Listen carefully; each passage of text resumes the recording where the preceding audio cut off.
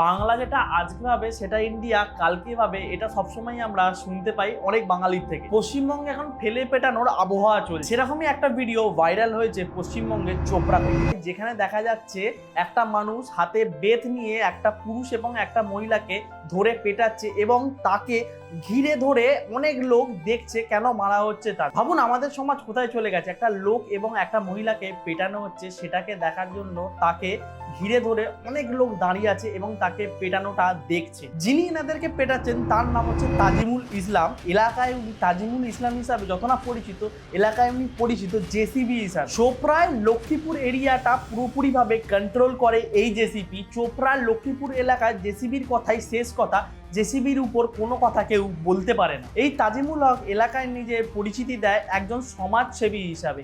তাহলে সবাই বলতে পারে আমাদের সমাজসেবী কেমন হওয়া দরকার, আমাদের সমাজসেবী জেসিবি কিংবা তাজিমুল ইসলামের মতো হওয়া দরকার। পর এটা কিন্তু প্রথমবার নয়, এর আগেও এইরকম কাজ উনি প্রায়শই করে আসে। এই জেসিবি গ্রামে গ্রামে সালিশি সভা করে। সালিশি সভার মানে কি, যদি কোনো কারোর ঘরে যদি কোনো প্রবলেম হয়, সেই প্রবলেমটা এই সালিশি সভার মাধ্যমে সলভ করে দেওয়া হয়। এই যে এখানে যে দুজনকে মারা হচ্ছে, একজন পুরুষ এবং একজন স্ত্রী, এই স্ত্রীর নামে অভিযোগ উঠেছিল যে এই স্ত্রী নাকি নিজের স্বামীকে ছেড়ে অন্য পুরুষের সাথে সম্পর্ক করেছিল, তাই জন্য একটি সালিশি সভার আয়োজন করা হয়েছিল।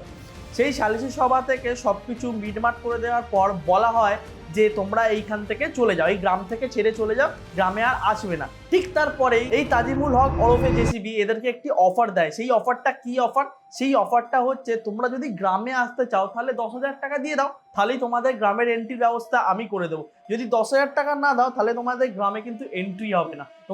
তুমি যদি কারোর কাছেও চলে যাও, পুলিশের কাছেও যাও, তোমাকে গ্রামের এন্ট্রি কেউ দিতে পারবে না। তারপরে সেই মহিলা এবং পুরুষটি ঠিক করে যত যাই হয়ে যাক তারা টাকা দেবে না। তারপরেই শুরু হয় এই মার। এই যে মাঠটা দেখতে পাচ্ছেন, এই মাঠটা হচ্ছে 10,000 টাকা না দেওয়ার মাঠ। এখানে সবচেয়ে ইন্টারেস্টিং বিষয় হচ্ছে যে চোপড়ার বিধায়ক আছে, তার নাম হচ্ছে হামিদুল রহমান।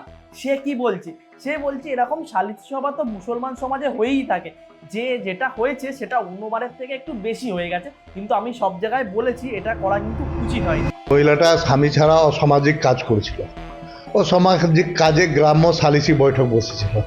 গ্রাম্য বৈঠকে যা হয়ে আমাদের এই অনুপাতে একটা বিচার আচার করেছে, কিছুটা রং হয়েছে, আমরাও অস্বীকার করছি না যে রং হয়নি, ভুল হয়েছে কিছুটা, গ্রামবাসী মিলে করেছে।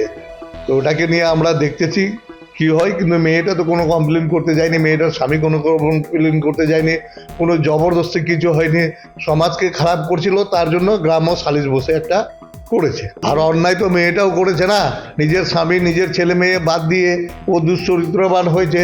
এখন তো একটা আমাদের মুসলিম কাস্টের সামাজিক আচার বিচার হয়ে থাকে, কিন্তু বিচারটা যেইভাবে হওয়ার কথা ছিল তা না হয়ে বিচারটা বেশি হয়ে গেছে। এটা নিয়ে আমরাও ওখানকার গ্রামবাসীকে বকাবকি করছি। মানে বিধায়ক বলছে যে এই যেটা হয়েছে এটা হতেই থাকে, কিন্তু এইবারে যেটা হয়েছে সেটা একটু বেশি পরিমাণে হয়ে গেছে। মানে বিধায়ক সবকিছুই জানতেন, এরকম জিনিস আগে থেকেই হতো বলে বিধায়কের কাছে পুরো রকম ভাবে ইনফরমেশন ছিল। এই ঘটনা নিয়ে তৃণমূল কংগ্রেসের মুখপাত্র কুণাল ঘোষ কি বলছেন?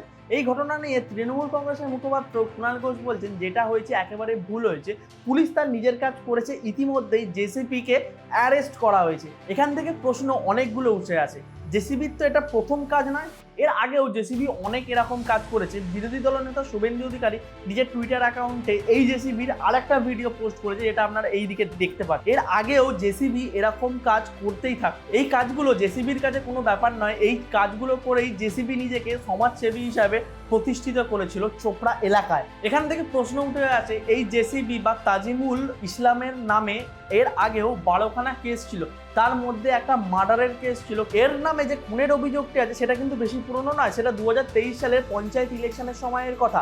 2023 সালে পঞ্চায়েত ইলেকশনে এই জেসিবি খুন করেছিল স্থানীয় সিপিএম একটি কর্মী, যার নাম হচ্ছে মনসুর আলম। মনসুর আলমকে খুন করেছিল এই জেসিবি।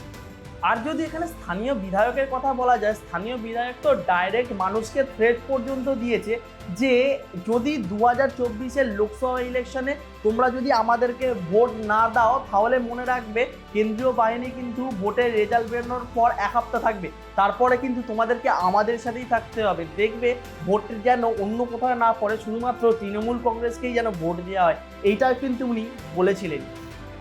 2024-এর লোকসভা ইলেকশনে। সেন্ট্রাল গভর্নমেন্টের ভোট 26 তারিখ পর্যন্ত থাকবে, তারপরে আমাদের এই ভোটের সঙ্গে থাকতে হবে। মূল্যবান ভোটগুলো নষ্ট করবেন না, বাদরামি করবেন না। ইতিমধ্যেই জেসিবিকে অ্যারেস্ট করা হয়েছে, কিন্তু জেসিবিকে দেখে মনে হচ্ছে না পুলিশ তাকে অ্যারেস্ট করেছে। সে নিজের ইচ্ছায় পুলিশের কাছে গেছে, তার যখন ইচ্ছা হবে সে আবার পুলিশের কাছ থেকে নিজের বাড়িতে পর্যন্ত চলে আসতে পারবে। শেষে আমার ভিউয়ার্সদের কাছে একটি প্রশ্ন, শুধুমাত্র ক্লিপটা ভাইরাল হয়েছিল বলেই কিন্তু জেসিবিকে অ্যারেস্ট করা হয়েছে? যদি না ক্লিপটি ভাইরাল হতো তাহলে কিন্তু জেসিবিকে অ্যারেস্ট করা হতো না, তাহলে কিন্তু জেসিবি নিজের কাজটা এরকমভাবে চালিয়েই যেতে থাকতো, তার কোনো প্রবলেম হতো না। তার কারণ কি? তার কারণ হচ্ছে তার মাথার ওপর বিধায়কের হাত আছে। বিধায়কদের ভোট করানোর জন্য ভোটের ঘুঁটি হিসাবে এইরকম লোককে খুব দরকার হয়। যদি না এরকম লোক থাকে তাহলে ভোটটা মেরে ধরে করাবে কারা? আপনাদের কি মতামত এই জেসিবির ব্যাপারে অবশ্যই নিচে কমেন্ট করে জানাবেন। আর আমরা সবসময় একটাই কথা বলি, নেতাদের মতো অর্ধেক কাজ করবেন না, সাবস্ক্রাইবের সাথে সাথে বেল আইকনটাও প্রেস করবেন। পরের ভিডিও দেখার জন্য রেডি থাকুন।